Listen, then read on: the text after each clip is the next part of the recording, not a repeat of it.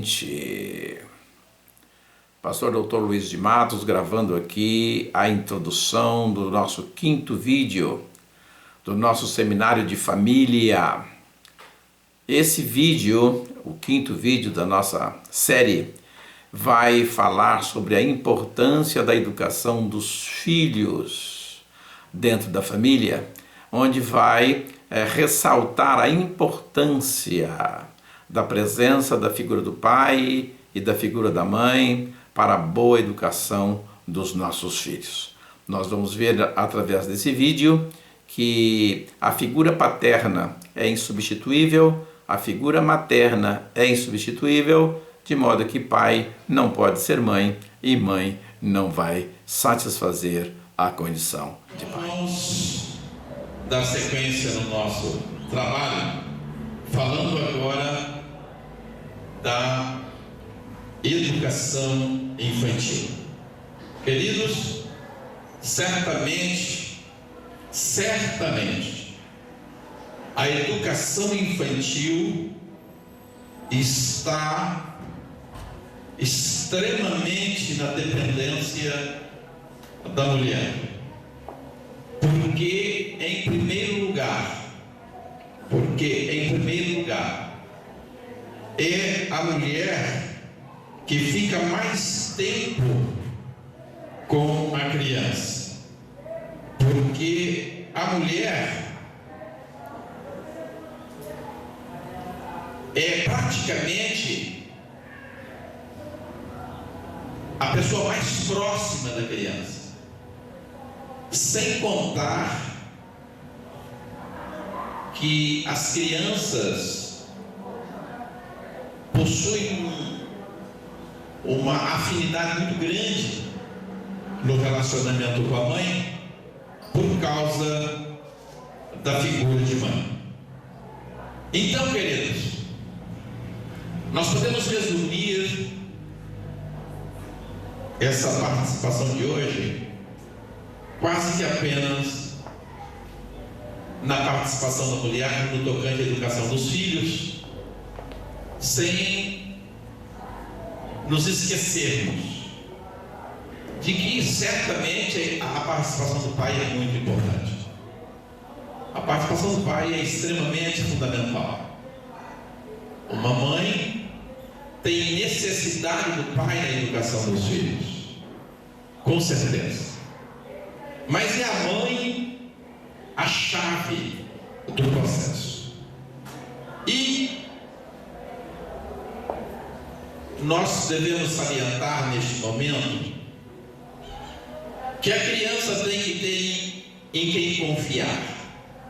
A criança, ela é frágil, ela é dependente, a criança necessita de chão para pisar, de um braço para se amparar, e ela fica extremamente dependente de alguém que ela possa confiar. E essa primeira pessoa da sua confiabilidade é a mãe, depois é o pai. De modo que a mãe precisa ter muito cuidado, mas muito cuidado.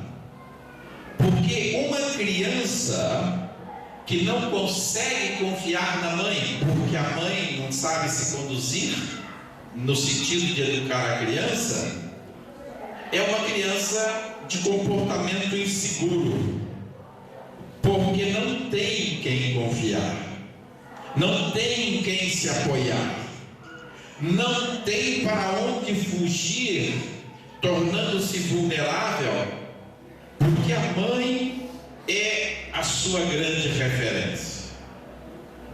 Qual é o problema maior na educação infantil, na educação das crianças, quando nós nos referimos à mãe? Qual é o maior problema educacional na vida infantil quando nós nos referimos à mãe? O maior problema, existem vários, mas o maior problema ele está quando a mãe, por falta de habilidade, por falta de estrutura, por falta de sabedoria, por falta de experiência, usa mentiras na estratégia educacional. Se essa palestra modificar o seu comportamento apenas neste sentido, já nos sentimos recompensados. Porque a mãe mente sem perceber. A mãe mente sem ter consciência da estratégia furada que está usando. Porque não é mentindo que se educa os filhos. Não é usando-se estratégias que envolvam recursos mentirosos que nós podemos educar os nossos filhos. E as mães,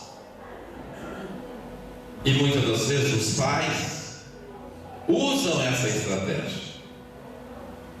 Eu dei plantão ontem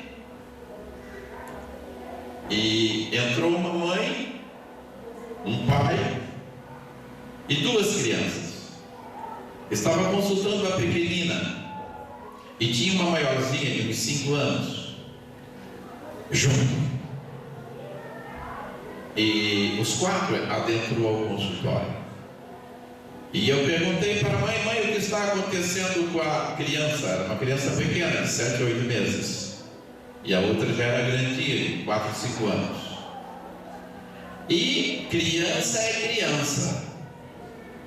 Ela se dispôs a subir na minha maca, na maca do consultório, e o pai, virando para ela, disse para mim: doutor, o senhor não tem uma injeção aí para ela? E eu disse: desde quando injeção educa a criança mal educada, cujo pai não sabe conduzir o processo? Desde quando injeção envolve processo educacional? Injeção trata pneumonia, meningite e outros processos infecciosos da criança, nunca a educação. Essa criança vai ter problemas éticos, morais, ou vai ter que superar as suas dificuldades próprias por ter tido um pai e uma mãe que não tem estratégia para educá-los. Outra vez eu atendi uma criança, ela tinha uns 5 anos, e ela estava um pouquinho agitada, e a mãe disse para a criança, enquanto eu estava conversando com a mãe: se você não ficar quieto, o doutor vai te dar a injeção.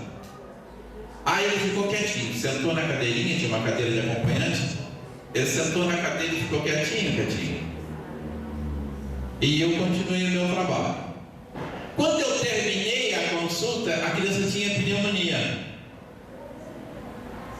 E eu disse para a mãe: essa pneumonia tem que ser tratada com injeção. Ai, a criança pulou do banco e olhou para a mãe: você disse que se eu ficasse quieto, não ia ter injeção.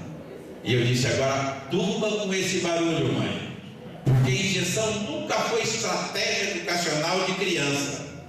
E você, filho, vai tomar injeção sim. O problema é que a sua mãe é mentirosa. Sua mãe mentiu para você a respeito da injeção. Tua mãe não sabe te educar. E ficou difícil a situação daquela mãe.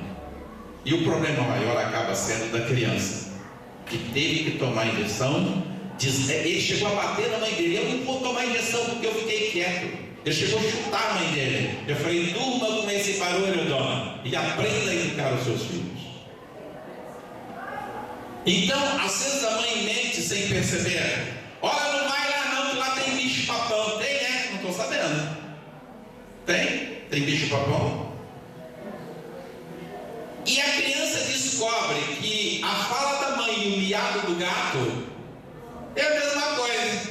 O miau do gato é a mesma coisa que a mãe fala.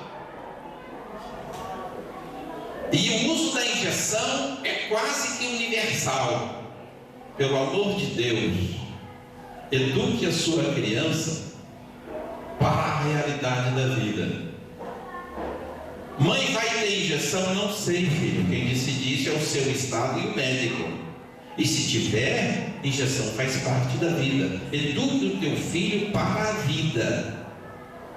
Seja honesta, seja fiel e verdadeira. Existem verdades que a gente pode esconder, mas nunca inventar verdades que são mentiras.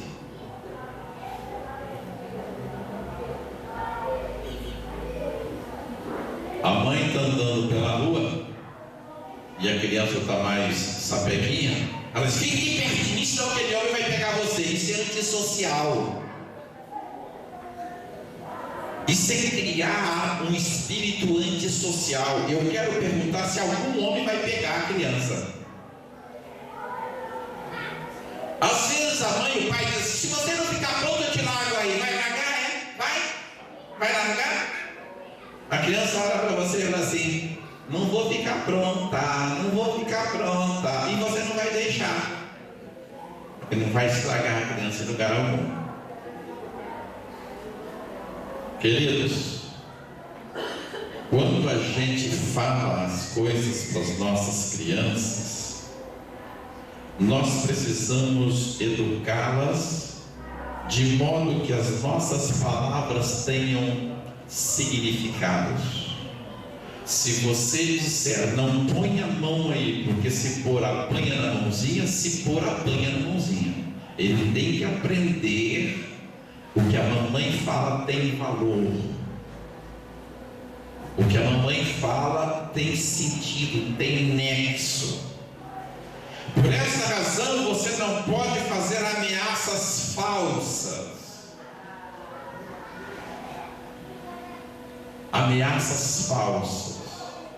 Eu vou contar para o teu pai, mas não conto. Mas não conto. A criança fica ali temerosa, esperando a mãe contar para o pai, mas a mãe não conta.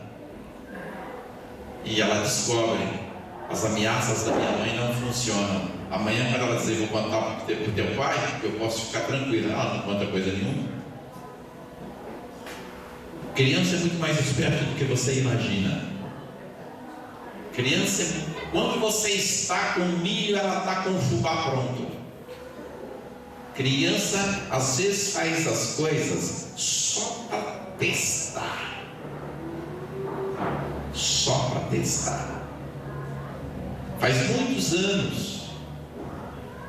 Esse neto já é moço. Eu estava no telefone no meu quarto e meu netinho veio e desligou o telefone. Eu disse para ele que eu estava telefonando e expliquei direitinho e disse para ele: agora você vai apanhar na mãozinha para aprender a ter cuidado com suas atitudes. E ele apanhou na mãozinha. Passou um tempo, eu estava no telefone e ele falou assim: não pode desligar, né, vô?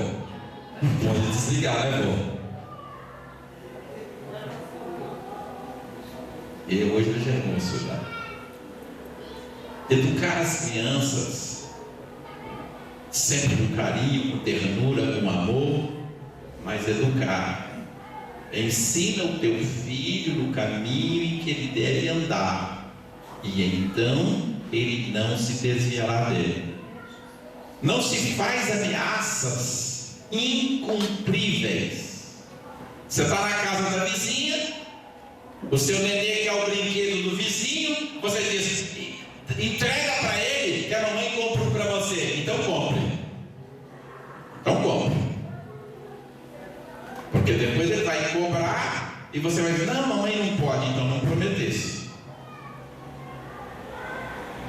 A gente precisa fazer ameaças, mas ameaças que sejam cumpridas caso seja necessário. Você tem que ter cuidado com o que você fala, porque a criança precisa ter em quem confiar. A criança precisa ter uma mão na qual ela confie. E eu me lembro, eu estava em Goiás. Não se trata de educação de filhos, se trata de confiabilidade. Eu estava em Goiás e quiseram me descer num poço de pesquisa de ouro, aquele poço lá de extração de ouro. E aquele poço era um pouco fundo e tinha que descer numa corda, tipo Tupiniquim, né? Lá de Goiás. E eu disse para o indivíduo: e eu só entraria nessa corda e desceria isso aí se fosse meu filho que estivesse aqui em cima. Eu tenho um filho e me referia a esse filho. Ninguém mais me dá confiabilidade de ficar nessa corda aqui e o cara não saiu. Ninguém mais.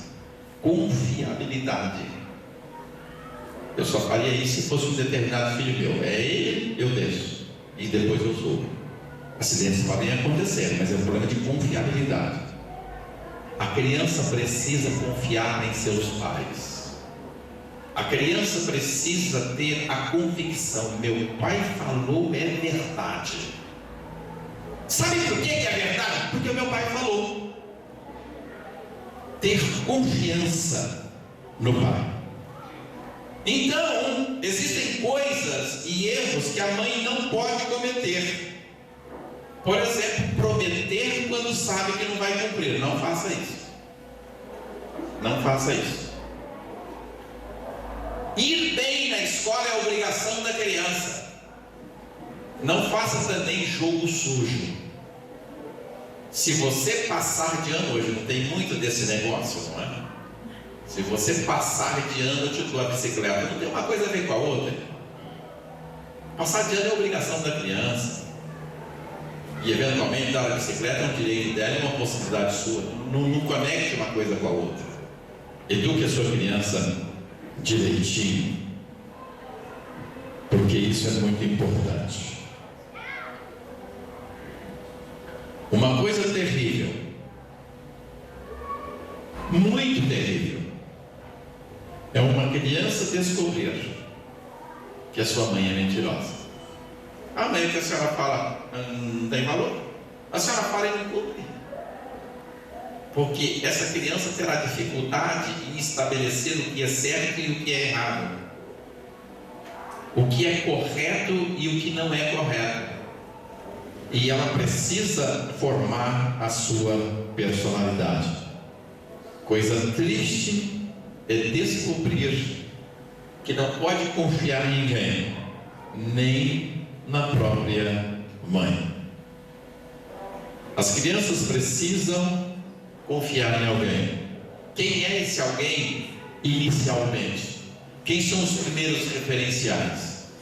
Os pais. E lembrar que o nosso comportamento está sendo lido, está sendo visualizado, está sendo analisado pelas nossas crianças. Eu me lembro de uma situação em que a criança, na sua inocência, o cobrador bateu na porta e o pai disse: vai lá e diga que eu não estou. Ele foi lá e disse: meu pai mandou avisar que ele não está. Porque a criança ela é inocente. Meu pai mandou falar que ele não está. Então, que exemplo, que contribuição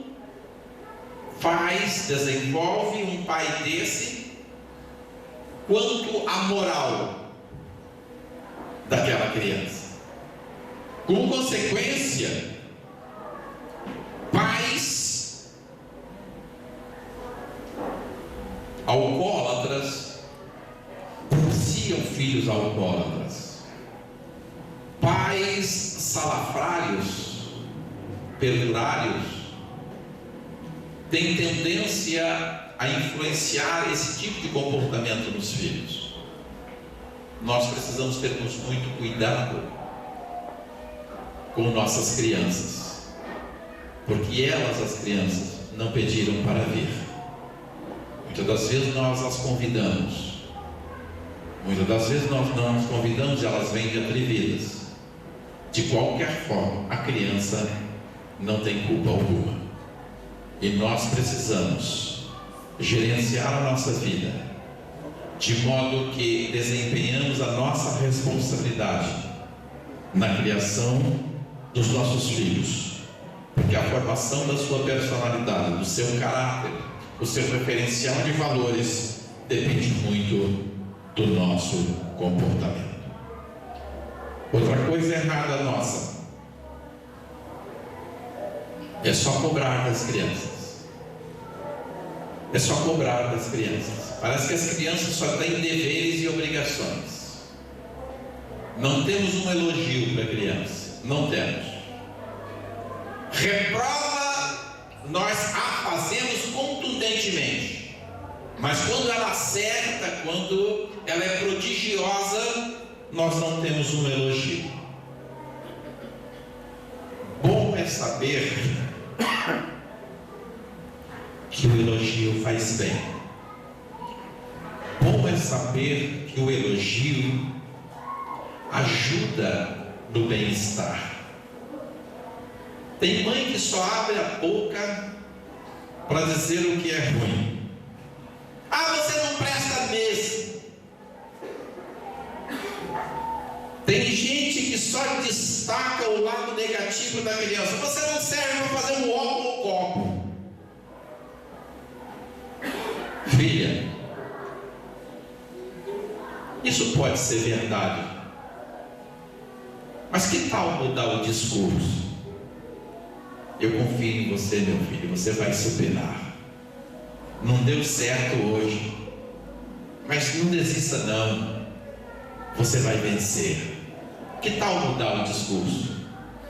Em vez de dizer que você não tem esperança nenhuma nele, você não presta a ver, o teu fim é tal. Nós temos que ter muito cuidado com a nossa língua e nunca amaldiçoarmos os nossos filhos, nunca. Eu tive um primo, ele era problema.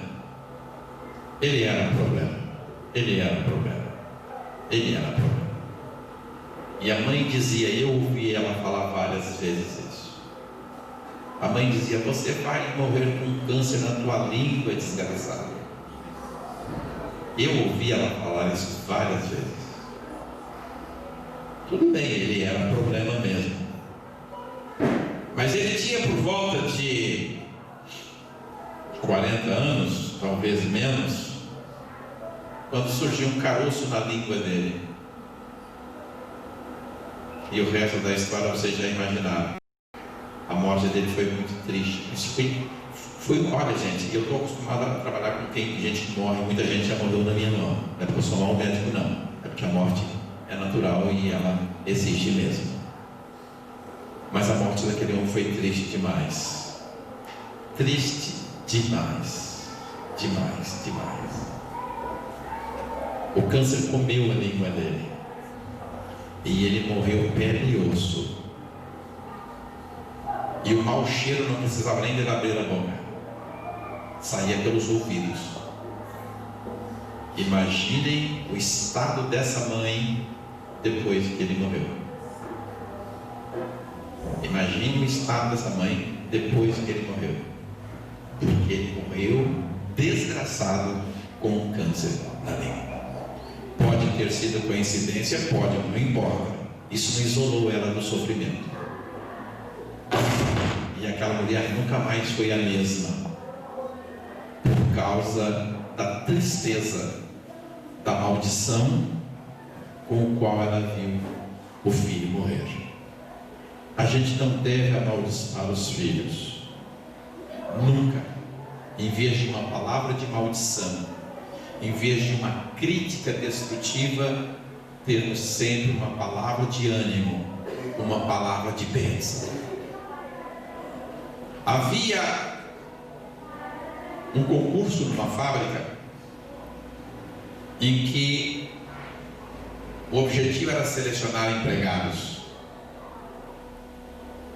E observava-se que no dia de dar o resultado, quem saía da sala de uma psicóloga saía até com um sorriso no rosto, e quem saía da outra sala saía cabisbaixo, saía derrotado. A diferença estava na forma de dar a notícia. A de cá dizia: não foi dessa vez, não foi dessa vez. Mas não desanima não, porque a vaga não é para todos. Você até foi bem, continue tentando, chegará a sua vez. A forma de dar a notícia, a maneira com que nós falamos com os nossos filhos, tem muito poder, tem muita influência. Tenhamos para os nossos filhos uma palavra de construtivo, uma palavra de ânimo, uma palavra de conforto. O filho não vai bem na escola, não chama ele de burro, não. O filho não vai bem na escola, não diga para ele: eu já sabia que você não vai mesmo. Traga para ele uma palavra de esperança: meu filho, não desista. Não desista não. E mal também faz parte dessa vida. O que a gente precisa é lutar para vencer. Uma palavra que não jogue a pessoa no chão. A pessoa não consegue passar nos concursos, não consegue passar nos empregos. Encontre uma palavra que o anime, em vez de jogá-lo para baixo. Filho, você ainda vai conseguir. Filho, não desanima não. O insucesso também faz parte dessa vida.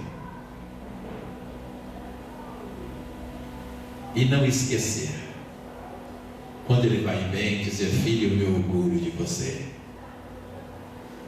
Filho, você é motivo da minha alegria, porque isso rejuvenesce.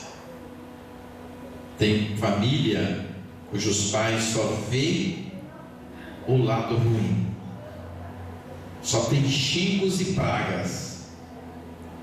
Não se xinga um filho nunca, gente. Nunca, nunca. Porque nossa palavra tem poder. Eu vou parar aqui dizendo para vocês o problema de Eliseu. Vocês se lembram de Eliseu, quando ele matou as crianças? Eliseu nunca lhe passou pela cabeça matar as crianças. Para quem não sabe, Eliseu era careca. E umas crianças vieram zombar da careca dele. E ele amaldiçoou as crianças, e as crianças morreram pela palavra de Eliseu. Porque nossas palavras têm poder. Nossas palavras têm poder. E se não tiver poder as nossas palavras, elas abrem as portas do mal. Elas liberam as hostes espirituais da maldade para agirem no nosso campo de ação. Então, queridos, por pior que seja seu filho, por pior que seja, ninguém é tão ruim que não tenha boas qualidades. Ninguém é tão bom que não tenha defeitos. Elogie-o no que ele fizer de bom e fique quieto naquilo que ele fizer de mal. E você vai contribuindo para que ele seja um homem de melhor caráter, de melhor personalidade, de perfil mais firme. E a correção física é uma necessidade. Eu escrevi nesse livro, nós estamos aqui discutindo a educação bíblica para os casais, isso está escrito nesse livro, que eu já tenho conhecimento dos direitos da criança, dos estatutos da criança. Eu estou procurando os deveres. Os direitos, eu já sei todos eles, por causa do estatuto lá e dos direitos. Mas eu estou procurando os deveres. Eu ainda não achei. A Bíblia aprova o reino. Salomão disse que o reino existe para as costas do tolo. E a minha Bíblia diz que Deus corrige o filho a quem ama. E nós devemos seguir a lei, sem dúvida alguma. Mas antes da lei é a Bíblia, porque a Bíblia é a nossa lei suprema. Eduque o seu filho, porque o sucesso dele amanhã depende do nosso comportamento hoje. Eu tenho 4 filhos, graças a Deus, são maravilhosos. Mas nunca mentimos para nossos filhos. Nunca. Meus filhos estão aí e podem ver esse DVD. Nunca mentimos para nossos filhos. Nunca. De modo que o que esse pai falou, ou era verdade, ou estava correto, ou era o melhor. E eles cresceram dessa forma. E hoje só me trazem orgulho e alegria e prazer.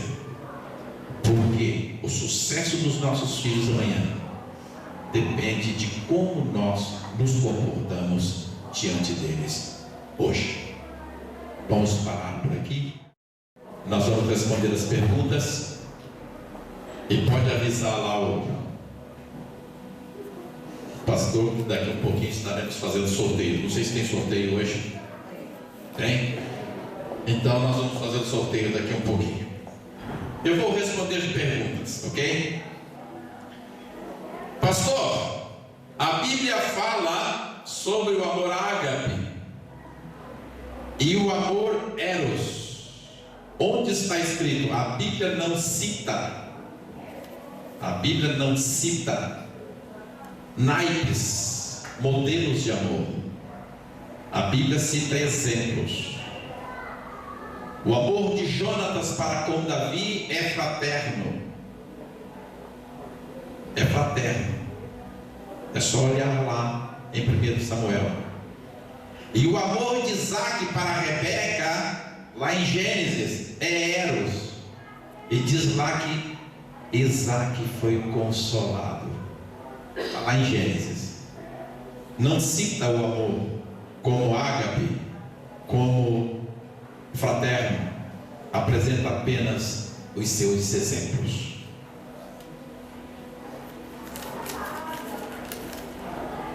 O casal pode usar produtos de sexy shops?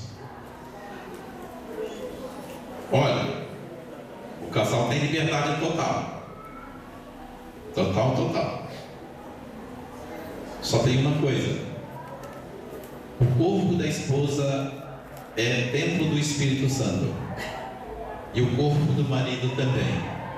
Cuidado para não desagradar ao Espírito Santo de Deus que habita no corpo dela e no seu. Respeitado esse problema, você tem liberdade total. É marido e mulher. É pecado o casal ir no motel? Não. Eu posso ter relação sexual com minha esposa onde eu quiser, minha esposa. Só que ir ao motel pode não pegar bem. Não há problema nenhum. Se eu estou com a minha esposa, qual é o problema? Aonde eu não posso ir com a minha esposa? Me digam. Aonde eu não posso ir com a minha esposa? Não tem problema nenhum. Só que isso pode não ficar bem. Imagina o pastor Luiz saindo do motel e acham que não é com a minha esposa. Porque a língua, queridos, há muitos anos atrás, eu parei em frente a um motel com o meu carro para pegar mangas na pista. Eu estava vindo de Dracena e morava em Pacaembu, e tem um motel no meio. E eu tinha um Opala amarelo que está aqui nos Anagas, não sei se ainda está, que chamava atenção para Dedéu. E eu parei meu carro O motel estava assim, quase que em frente ao motel, e fui para a manga, que tinha manga a rodo ao longo da rodovia. E já foram dizer para o pastor que viram meu carro no motel. Eu disse, estava mesmo, pastor. Parou o carro lá mesmo. Só que foi para apanhar manga. Só para mostrar o problema que pode gerar. Então é pecado ir ao motel? Não. Pecado não é. Agora, o local também é meio desagradável, não é? Doenças e outros problemas. Mas pecado não é, tá? Entre quatro paredes, tudo é válido para o casal. Eu sei o que você está perguntando. Você está perguntando se pode fazer sexo anal. Eu já estou acostumado com as perguntas. Sexo anal é perverter o natural. Isso é perversão. O sexo anal, ele é dolorido para a mulher. Ele é dolorido para a mulher. O sexo anal traz problemas para a mulher exatamente porque é uma perversão física. E o sexo anal, ele pode trazer problemas para o homem. Eu já tratei pessoas com problemas urinários cuja fonte foi sexo anal. Deus só nos proporciona coisas gloriosas e boas, que nos traz prazer e alegria e satisfação e prosperidade. Sexo anal é perversão e ele traz seus problemas e ele não é agradável para a mulher. Quando o homem e a mulher trabalham, precisa dividir as despesas da casa. Isso é problema de cada família. Isso é problema de gerenciamento de cada casa. Lá na Inglaterra, não existe a estrutura da família. Lá na Inglaterra não existe a estrutura da família. Lá o casamento é para ter filhos. Então as pessoas moram junto com o objetivo de ter filhos. O governo assume os gastos com os filhos. O governo assume, dá condições de ter filhos. E até dormem em camas separadas, até vivem separados. Se juntam dentro do lar para fazer os filhos. E às vezes fazem os filhos para fazer filho mesmo. Não é uma questão de relacionamento eros. É uma questão de projeto. Tá certo? Lá, o marido tem a vida dele e a mulher tem a dela. E são casados. Tá certo? Então não há problema nenhum. Mas esse problema é um problema de gerenciamento interno. Só tem uma coisa: casou, hoje pelas leis, tudo que foi adquirido depois do casamento é dos dois. O salário dele e o salário dela. Se for dividido, se for separado, divide-se ao meio. Tudo é metade para cada um. Então, os recursos financeiros de um casal é dos dois. Podem gerenciar do jeito que quiserem, mas é dos dois. A mulher tem direito à metade do que eu tenho, seja dinheiro ou seja bens materiais. Se a mulher não pode assistir novela, não é que não pode. A novela está aí, ligue a televisão, sente e assista. Não é que não pode. Não é proibido ver novelas. Não é conveniente. Não é conveniente. Paulo diz: tudo posso. Tudo posso. A tudo eu tenho acesso. Mas há coisas que não me convêm. Tem gente que diz: não vou ser crente porque não pode ir ao cinema. Não é que não pode ir ao cinema. Eu não quero ir ao cinema. Eu não tenho interesse em ir ao cinema. Não é porque eu sou crente. É porque eu vou para o céu e penso de forma diferente. Não imposição. É uma decisão minha. O que você fala do homem para assistir futebol? Uma coisa não tem a ver com a outra. Uma coisa não tem a ver com a outra. Mesmo que futebol não ensina maus costumes, não ensina pornografia, não ensina separação de casais, mesmo porque futebol não desvirtua a formação educacional dos filhos, mas não tem uma coisa a ver com a outra. O homem assistir futebol é um problema masculino, e a mulher assistir novela não é só um problema feminino, não. É coisa complicada, é coisa muito séria, é coisa muito séria. Nenhum dos dois tem apoio bíblico, nenhum dos dois.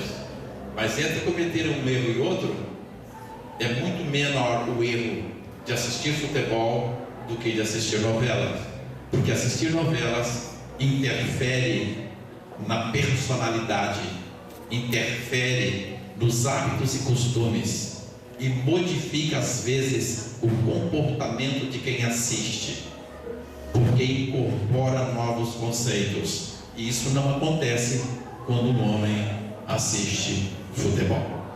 O que fazer quando a mulher é traída e o marido confessa que traiu, principalmente com a prima dele? Filha, deixe-me lhe dizer uma coisa: o adultério é a única coisa que rompe um casamento. O adultério é a única coisa que rompe um casamento. Se você quiser perdoar o seu marido e a sua prima e continuar com ele, amém, é um direito que Deus lhe permite. Mas se você quiser repudiar o seu marido porque ele adulterou com a prima dele, você pode fazê-lo. A Bíblia apoia o rompimento do casamento na presença do adultério.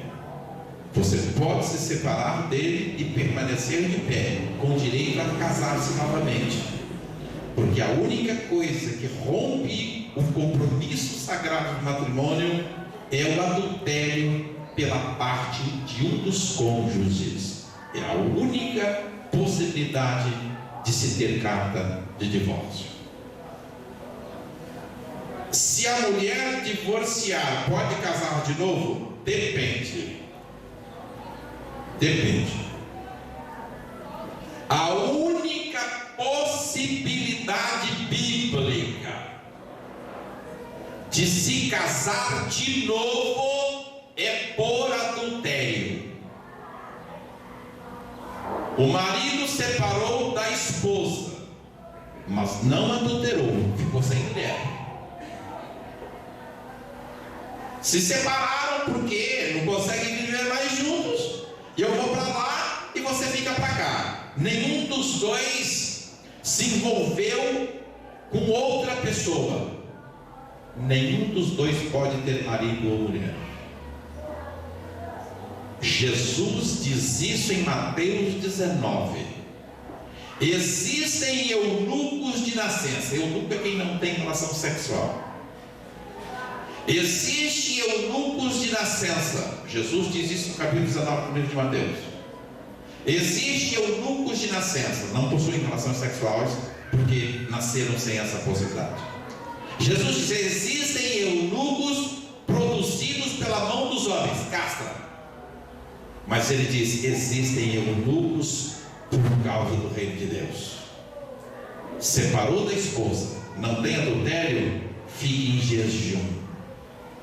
Eunuco opcional, porque a Bíblia não permite o outro homem, outra mulher, enquanto o casamento existir, porque Paulo é muito claro: somente a morte libera a lei do casamento.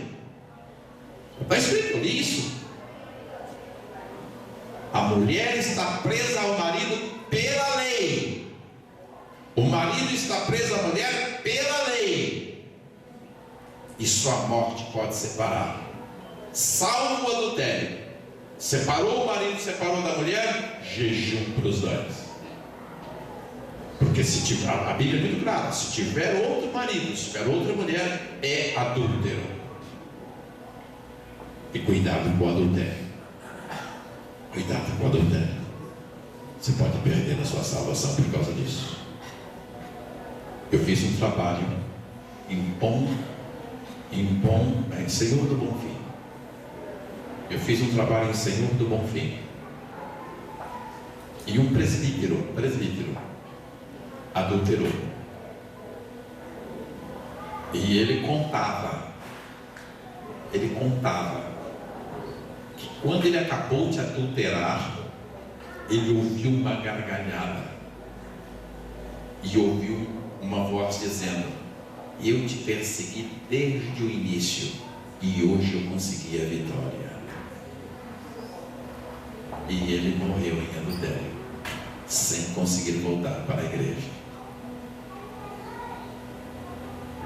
Foi para o inferno com o presbitério. Cuidado com o pecado voluntário. Paulo explica que antes do sacrifício do Calvário, quem pecava trazia um sacrifício proporcional ao pecado, uma pomba, uma ovelha. Mas depois do advento do Calvário, Paulo explica: não resta mais sacrifícios. Você tem que entrar pelo caminho do arrependimento real. E é aí que está o problema. Cuidado com o pecado voluntário, porque você crucifica Cristo novamente. Talvez hoje à noite eu fale um pouco a respeito da responsabilidade do casamento. Ele é muito bom, mas é para sempre e é indissolúvel. E só a morte pode separar um casal.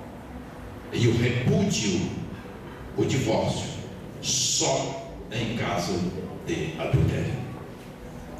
Se você sofreu um adultério do seu marido ou da sua esposa, você está liberado para ter outro marido ou outra esposa. Mas essa liberdade só advém se houver adultério. Agora, você sofreu o adultério, teu marido te traiu, você quer perdoar ele? Pode perdoar, não tem nenhum problema. Isso é uma decisão sua. Quer aceitar o seu marido de volta? Pode aceitar, não tem problema nenhum. Isso é uma decisão sua. Mas se você não quiser perdoá-lo, a Bíblia te apoia diante do adultério o direito do repúdio. É o único direito de repúdio. É quando a pessoa desonra o outro mediante o adultério. Não há mais nenhuma palavra, nenhuma pergunta. Tem mais pergunta? Não tem mais pergunta. Então nós vamos encerrar.